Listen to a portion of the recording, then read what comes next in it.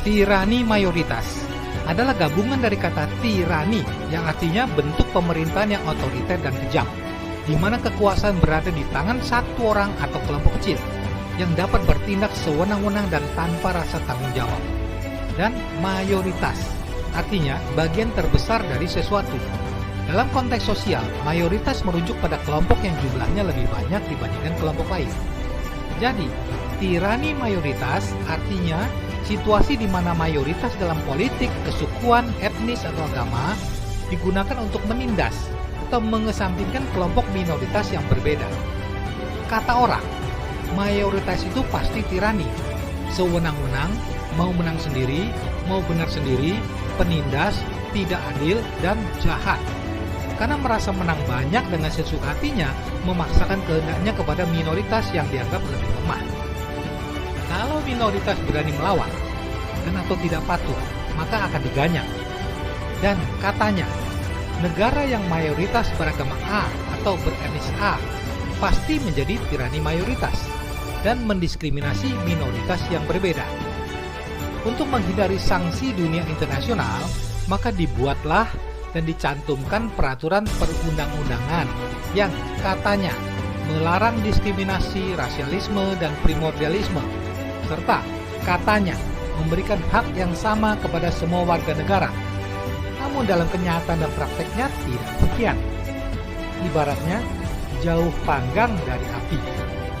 Namun saya tidak setuju jika dikatakan bahwa mayoritas pasti menjadi tirani.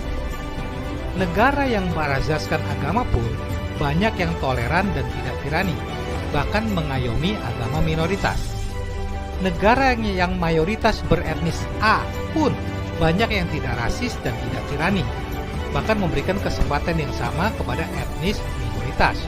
Contohnya, Inggris Raya menganut agama Kristen Anglikanisme sebagai agama resmi negara, dengan raja yang menjabat sebagai kepala gereja Inggris. Namun, negara ini memberikan perlindungan hukum yang kuat bagi minoritas agama dan masyarakat multikultural. Yordania, 92% mayoritas Muslim. Umat Kristen menikmati hak penuh. Banyak yang duduk di parlemen, pemerintahan, dan pimpinan bisnis. Raja Abdullah II dikenal secara global karena mempromosikan dialog dan toleransi antar agama. Denmark, Gereja Lutheran Evangelis adalah agama negara, tetapi Denmark dikenal dengan toleransi beragama dan undang-undang anti-diskriminasi yang kuat. Agama minoritas bebas untuk menjalankan agamanya dan sekularisme diterima secara luas. Uni Emirat Arab, agama resminya adalah Islam. Dubai dan Abu Dhabi memiliki ratusan gereja, kuil, dan bahkan sinagog. Pemerintah membangun rumah keluarga Abraham, sebuah masjid, gereja, dan sinagog di satu lokasi di Abu Dhabi. Islandia, gereja Lutheran adalah gereja nasional, tetapi Islandia sangat progresif dan menghormati keberagaman agama.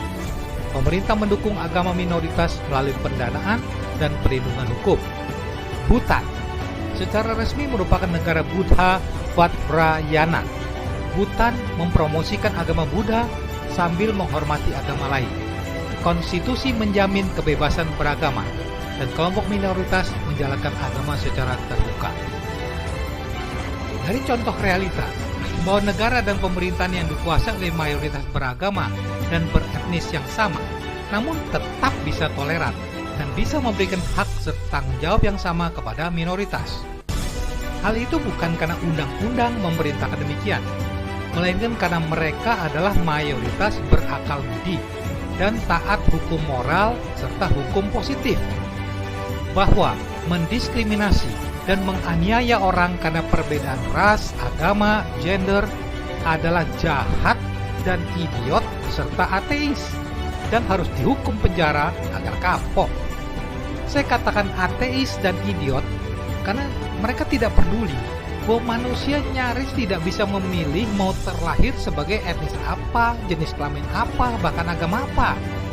Kok tega-teganya menganiaya orang hanya karena etnis dan agama atau gendernya berbeda? Kalau bukan idiot dan ateis, namanya apa? Sebab, jika hanya mengandalkan undang-undang atau peraturan tetek bengek, Kalau pemerintah dan mayoritasnya tidak berakal budi, ya percuma saja. Pasti dilanggar, dan pihak yang lemah tidak boleh membalas. Kalau berani membalas, akan dikeroyok dan dianiaya lebih parah lagi. Jadi harap diperhatikan, mayoritas tidak otomatis menjadi tirani. Minoritas pun bisa menjadi tirani kalau memenuhi parameternya, yakni punya kekuatan dan kekuasaan uang, politik, senjata, ideologi kekerasan, dan penegakan hukum yang payah. Memang, kalau dirunut sampai ke kausa prima penyebab minoritas bisa menjadi tirani, karena pemerintahan yang payah, karena pembiaran, sehingga tidak berani menegakkan hukum secara tegas dan non-diskriminatif. Menurut saya, tirani mayoritas itu masalah moralitas dan kualitas akal budi, serta penyalahgunaan kekuasaan yang tidak disentuh hukum. Pada hakikatnya, tirani mayoritas itu tanda inferiority complex, perasaan rendah diri, tidak berguna, dan pengecut. Mereka paham itu, tapi tidak mau introspeksi, malahan memilih buruk muka cermin dibelah. Mereka nampak garang dan berani karena merasa banyak dan besar serta kuat. Padahal, per individu mereka itu hanya para pecundang dan tikus got. Sehingga, jika pihak yang ditindas berani melawan, bahkan menyerang balik secara dramatis, maka kepengecutan mayoritas itu pasti gentar dan ngacir. Contohnya yang masih hangat adalah kasus Presiden Amerika Serikat Donald Trump yang secara sepihak sewenang-wenang melanggar perjanjian multilateral WTO, menaikkan tarif resiprokal secara gila-gilaan. Indikasi tiraninya adalah pernyataan Donald Trump, jangan retaliasi atau tindakan membalas menaikkan tarif, karena tarif akan dinaikkan lagi, seperti yang dilakukannya kepada China sampai tarif 145%. Namun, apa yang terjadi ketika China membalas dengan mengenakan tarif 125% kepada produk Amerika? Presiden Donald Trump nyalinya langsung ciut, karena ditekan oleh pengusaha dan rakyat Amerika yang menjadi korban kenaikan harga-harga, sehingga didemo di 50 negara bagian dan akan dimakzulkan. Sesuai sifat tirani mayoritas seperti yang saya sampaikan sebelumnya, maka tanpa merasa malu membatalkan kenaikan reciprocal tariff pada 20 kategori produk China. Apakah Anda punya contoh lain tentang praktek tirani mayoritas?